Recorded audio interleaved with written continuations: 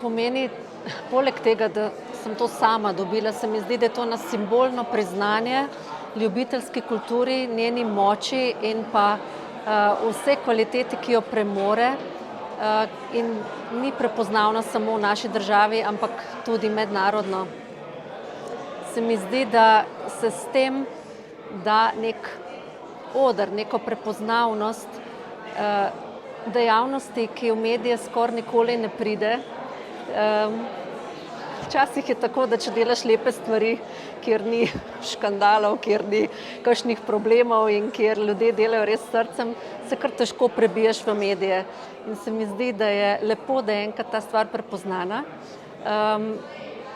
Poklanjam jo pa vsem tistim zborovodjem, vsem tistim skladateljem, ki so res s srcem in z neizmerno energijo vlagali v to dejavnost in jo nekako povzdignili do te mere, da je ne samo v Sloveniji prepoznavna, ampak da zdaj tudi postavlja standarde v mednarodnem merilu.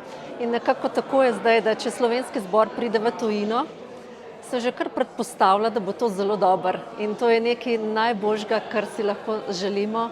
In sem hvaležna za to, da je zborovska dejavnost enkrat prišla do takšne nagrade. Jo sploh ne jemljem za svojo, jaz sem nekako posrednik za vse tiste, ki si zaslužijo priznanje.